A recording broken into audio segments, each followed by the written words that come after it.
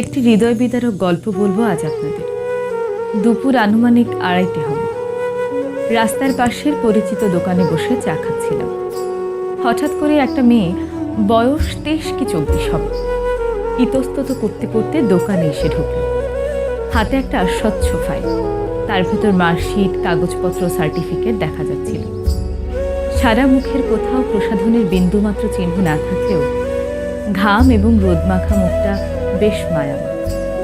মেয়েটার সঙ্গে দোকানের কথোপকথনের কিছু ছিটে ফোঁটা তুলে ধরছি। মেয়েটি বলল, ভাই এখানে ভাত বা রুটি কিছু পাওয়া যাবে? লোকটি বলল, ভাত আছে।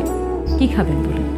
ভাত, ব্রয়লার মুরগি, গরুর মাংস, পাবদা মাছ, ডাল, সবজি। আপনি কি খাবেন? মেয়েটি বলল, আমার জন্য ভাত আর ডাল নিয়ে আসুন। কত হবে? লোকটি বলল, ভাত, ডাল, সবজি 35 টাকা। মেয়েটি বলল, আমার সবজি লাগবে না, ভাত আর ডাল দিন, 30 টাকায় হয়ে যাবে তো? দোকানি বলল, হ্যাঁ হবে, বসুন, আমি দিচ্ছি। তখন মেয়েটির একটি কল এলো। ফোন রিসিভ করে মেয়েটি বলল, হ্যাঁ মা বলো। হ্যাঁ হ্যাঁ, ব্যাংকের ইন্টারভিউ ভালো হয়েছে। হ্যাঁ খেয়েছি, ভাত আর মাছ খেয়েছি। তুমি তোমার ওষুধগুলো খেয়েছো তো? হ্যাঁ হ্যাঁ, 5টার ট্রেনটাই ধরবো। ভাইকে বলো টিউশন শেষে আমার জন্য স্টেশনে অপেক্ষা করতে। আচ্ছা মা, রাখি। ফোনটা রেখে মেয়েটি বাইরের দিকে আনমনে তাকিয়েছিল।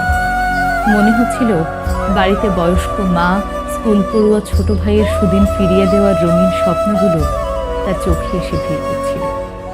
কেমন যেন একটা শ্রদ্ধা শ্রদ্ধা ভাব চলে এলো এক অজানা অচেনা মেয়ের জন্য।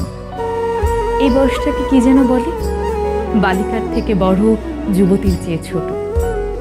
নারী স্বাধীনতা কি, তাই মেয়েটার কাছে জানতে ভীষণ ইচ্ছে করছিল। এই চাকরির আকালের যুগে তীব্র রোদে পুড়ে শক্ত মাটির ওপর তুমি যুদ্ধের জন্য বেরিয়ে এসেছ।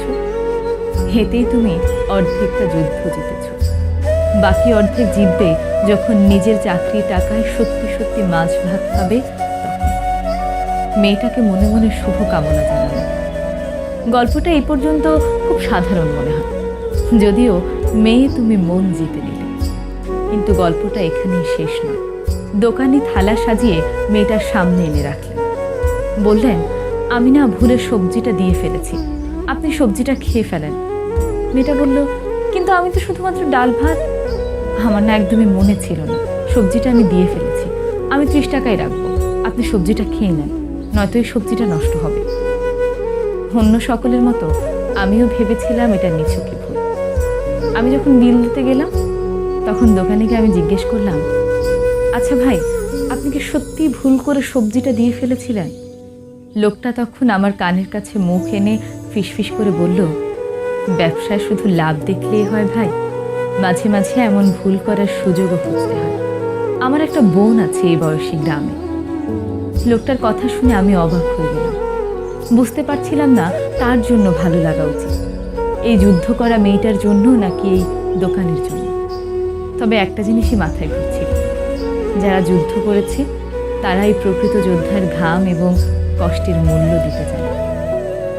আশা করি গল্পটি আপনাদের ভালো লেগেছে। ধন্যবাদ।